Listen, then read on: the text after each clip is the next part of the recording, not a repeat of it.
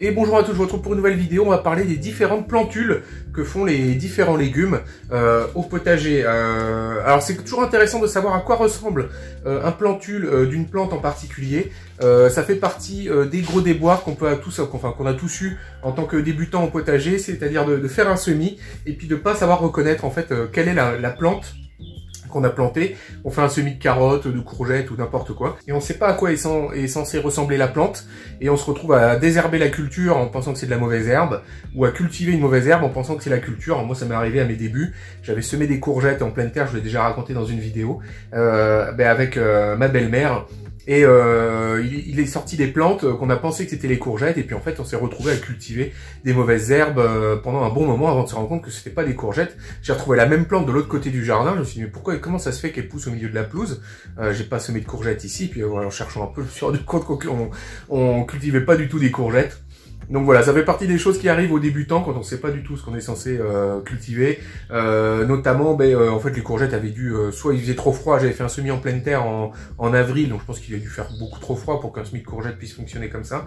Donc soit il a pas germé, les graines ont pourri, soit elles se sont fait manger par des limaces. On s'est retrouvé à cultiver une mauvaise herbe quelconque. Donc c'est quand même toujours intéressant du coup je pense c'est plus une vidéo comme pour les débutants du coup, de connaître en fait la forme et l'aspect que vont avoir les différentes plantules. Alors l'aspect et la forme sont très liés aux différentes familles de légumes, donc je vais les regrouper par famille. Vous allez voir, ça se ressemble assez au sein d'une même famille. Alors ce qu'on va regarder surtout, ça va être la forme des cotylédons. Alors les cotylédons, c'est peut-être un mot que vous avez déjà entendu parler, si vous avez regardé des vidéos, si vous avez entendu parler si vous avez regardé déjà des conférences, ce genre de choses, vous avez peut-être entendu parler des monocotylédones, des dicotylédones. Alors les cotylédons, c'est pas vraiment des feuilles. Ce sont des préfeuilles qui sont directement dans la graine et quand la plante germe, ces préfeuilles absorbent l'énergie qu'il y a dans la graine pour se déployer et forment les premières feuilles de la plante qui ne ressemblent pas du tout en fait aux feuilles que la plante va ensuite développer sur ses forces propres. Les cotylédons finissent d'ailleurs par tomber, par disparaître, mais ils forment vraiment les premiers panneaux solaires qui sont inclus dans la graine en fait, qui vont se déployer avec la graine et après vont venir les vraies feuilles, ce qu'on appelle les vraies feuilles d'ailleurs. Hein. Souvent on va vous dire repiquer le plant quand il a 4 vraies feuilles, donc ça veut dire on ne compte pas les cotylédons. Alors les cotylédons sont souvent bien dodus et beaucoup moins dentelés que peuvent être par exemple les feuilles définitives, mais on va voir ça cas par cas. Alors c'est parti, on va commencer par les légumes du coup, ceux qu'on a tendance à faire en pleine terre justement, qu'on peut mélanger avec des mauvaises herbes, parce que les légumes qu'on fait en semis intérieur, a priori on a quand même moins ce problème là de les confondre avec des mauvaises herbes, hein, puisque dans nos semis, si vous prenez du terreau à semis qui a été hygiénisé, où il n'y a pas de mauvaises herbes dedans, de graines de mauvaises herbes, vous aurez que vos graines à vous qui vont germer. Alors dans ce qu'on va faire en semis en pleine terre, on va avoir typiquement les radis. Alors, les radis, c'est la famille des brassicacées. Vous allez également retrouver dedans les navets, pak choi, petsai. Par exemple, pak choi et petsai d'ailleurs, c'est la même plante que le navet, qui a été sélectionnée pour d'autres critères que le navet. Mais enfin, c'est la même plante, Brassicarapa, si je dis pas de bêtises. Alors, vous allez également retrouver tous les choux et également la roquette. Alors, j'ai ici des choux. Mais grosso modo, toutes les brassicacées vont faire le même genre de plantule. Je vous les mets de près, alors je vais vous mettre des photos en incrus, ça sera beaucoup plus visuel que d'essayer de vous mettre ça tout près de la caméra. Alors là voilà, j'ai un semis de choux, ici des choux rouges, choux de Bruxelles, choux cabu. Et on retrouve systématiquement en fait des petites feuilles en forme de cœur, très jolies, des petites feuilles dodues, une de chaque côté, en forme de cœur. Et ça c'est vraiment typique des brassicacées. Alors les limaces raffolent de ces petites feuilles là, justement bien dodues. Donc souvent il faut protéger vos brassicacées des limaces, si c'est la saison des limaces. Et voilà, donc ça c'est pour les brassicacées. On enchaîne ensuite avec les apiacées. Alors les apiacées, c'est la famille des carottes. Vous allez également trouver dedans le persil, le fenouil, les céleris, voilà, de mémoire, je pense que oui, c'est ça. Et alors les apiacées, vous allez avoir alors là j'ai du persil, hop, c'est la famille des apiacées. Vous allez avoir des petites feuilles pointues, un peu en forme comme ça, et très rapidement vont apparaître au milieu de... Les vraies feuilles vont apparaître assez rapidement, et ces vraies feuilles vont faire une pousse au-dessus des cotylédons, parce que les vraies feuilles continuent en fait de pousser au milieu des cotylédons, il y a les vraies feuilles qui vont apparaître, et les vraies feuilles des apiacées sont généralement très dentelées, que des feuilles fines et dentelées. Et notamment, on va beaucoup voir ça sur la carotte. Alors sur la carotte, les cotylédons seront plus longs que ici sur du persil. Vous allez avoir des cotylédons plus longs. Et ensuite, à partir de ces cotylédons-là, donc vont se développer des feuilles très dentelées. Alors parmi les autres familles qu'on va cultiver en pleine terre, enfin pour certaines, on va y voir ce qu'on appelle les kénopodes de Yacée, si je dis pas de bêtises, les kénopodes. Et dedans, vous allez trouver du coup, alors les betteraves, hop, je sais pas si on les voit bien, les blettes et les épinards également. Donc ça va vous faire des pousses assez caractéristiques, qui ont un peu toujours cette forme-là.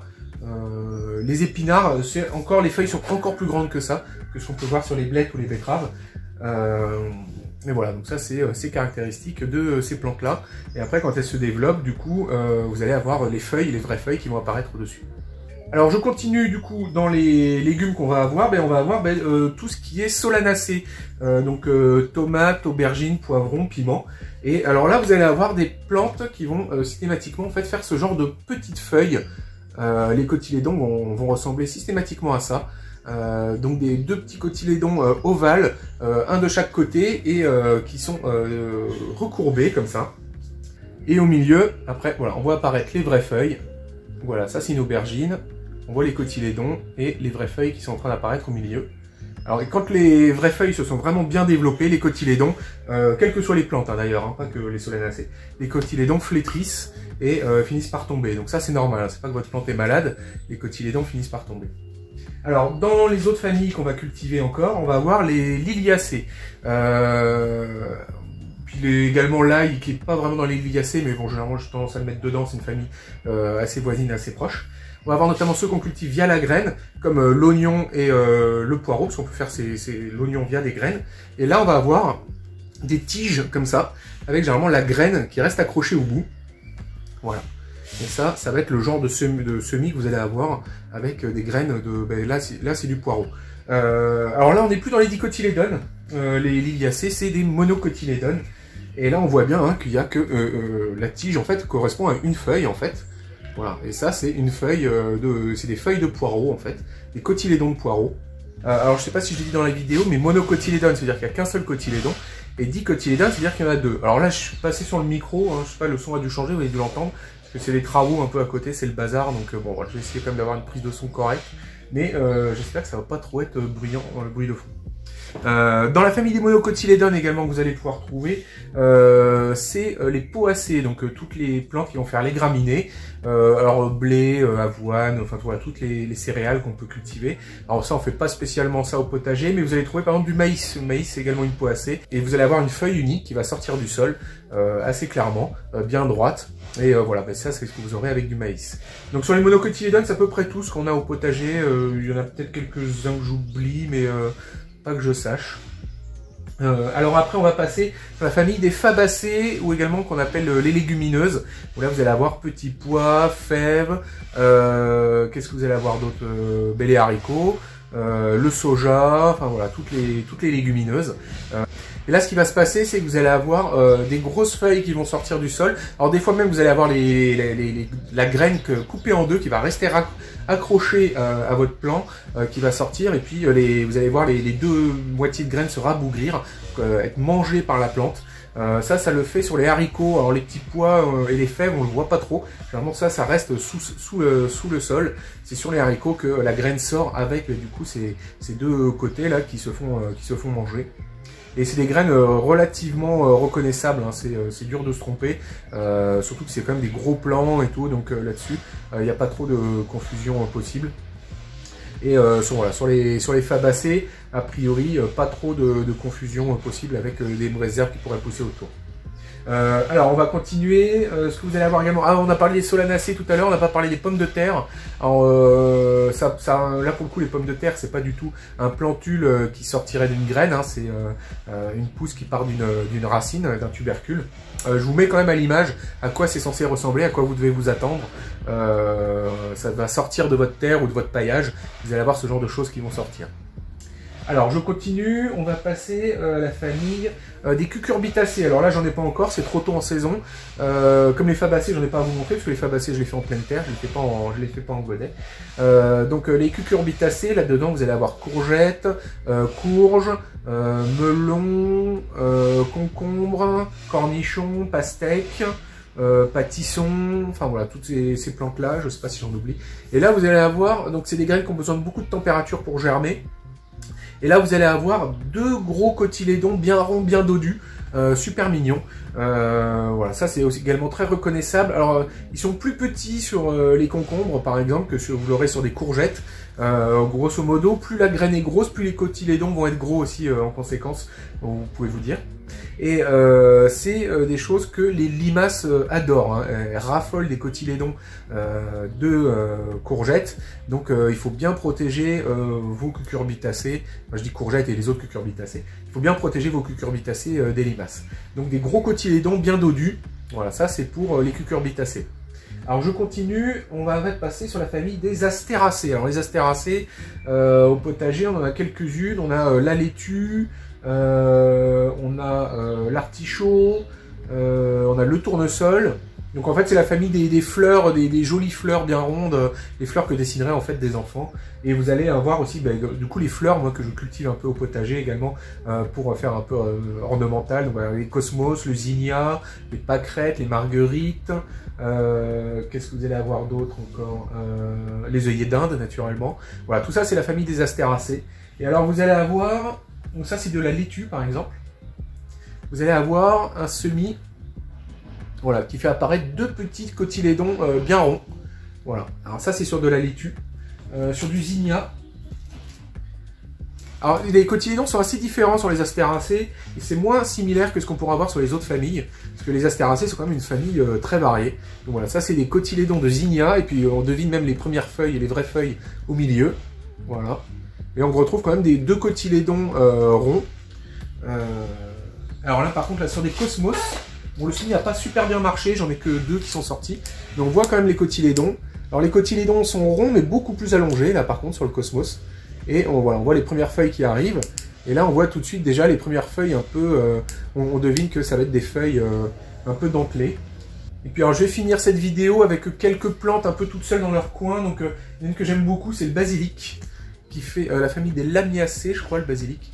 Voilà, qui fait des feuilles super rigolotes, moi j'aime beaucoup.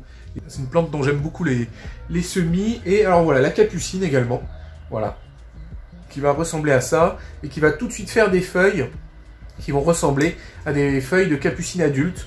Il n'y a pas vraiment de cotylédon, j'ai l'impression, sur les capucines, elle fait directement des vraies feuilles.